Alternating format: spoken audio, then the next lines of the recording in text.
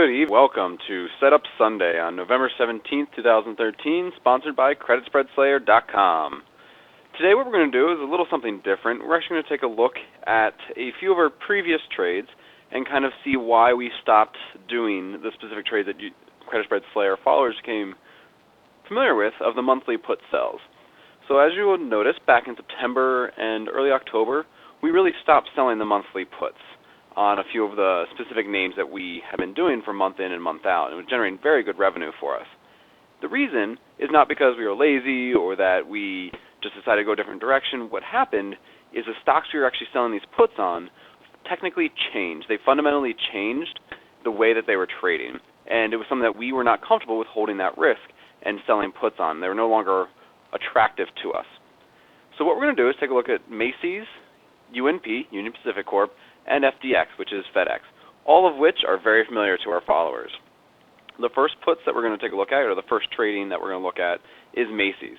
Now, if you remember, we posted a post on August 13, 2013, which was one day before their earnings, and we basically warned all of our followers that we're going ahead and close our puts, and we took about 50% of the profits off the table there, or of the possible 100%, and we decided we wanted to exit before any of their earnings occurred. Now, if you look at the chart right here, you can see when we did this. So right here, in this bar that we are looking at right here, my cursor is, that is August 13th. Now what happened the very next day? You can see this stock on the earnings gapped down about 6%, and by the following second trading day after, it was down over 8%.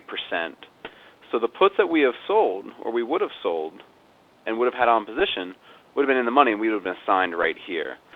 That wasn't exactly a level that we were very interested in with the earnings report, which is why we always manage risk and close our puts prior to an earnings report. As you can see, the stock continued to break down and trade lower, which is why we never got back into this stock by selling puts. Each time it came up into support, into resistance areas, it sold off again and again and again. Not until middle of October did it begin to show strength. As you can see, it's been trading higher and higher. And it actually made our list for the November put sales, but we chose not to go with it because the premium just wasn't extensive there. And now, as you can see, they had great earnings earlier this week, and they've exploded higher. Again, this has now fallen off our screen because we are not interested in this huge gap, because it's going to test back down to this level. When it gets down to the 47 level again, we'll be interested once again. Moving on to Union Pacific Corp.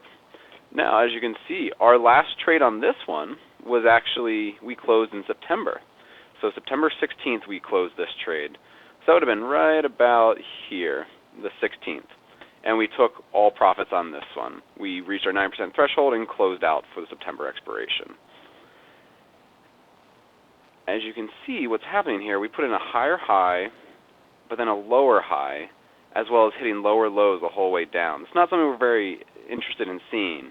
So when it was time to sell puts for October, we could see that we yet again put in another lower high. So that's 1, 2, 3 in a row, and it aggressively kept selling off.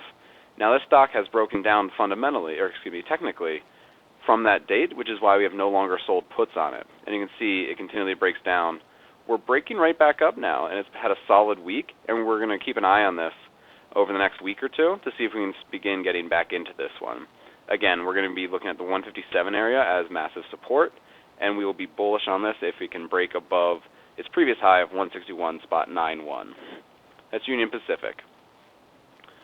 The final stock we're going to look at is FDX. So FDX is FedEx. We closed our last trade here on September 18th, which would have been right here. And again, we took 81% of the total premium possible. So again, this is a very successful put sale, and we liked it. We decided to forego selling October puts because, as you can see, the very next day, as we were looking to sell the October puts, it jumped and gapped extensively. Now, the perfect place to have sold puts, if we would have noticed the great technical setup here, would have been right in this consolidation area. This is called basically a 3 weeks tight in this section right here, because it's in a very tight trading range for about 3 weeks and came into its support lines. This would have been the ideal time to sell puts, but we felt the overall market was weakening as well, so we, again, held off. And as you can see, it went off to the races and is now extended, came back into support, and again is once more extended.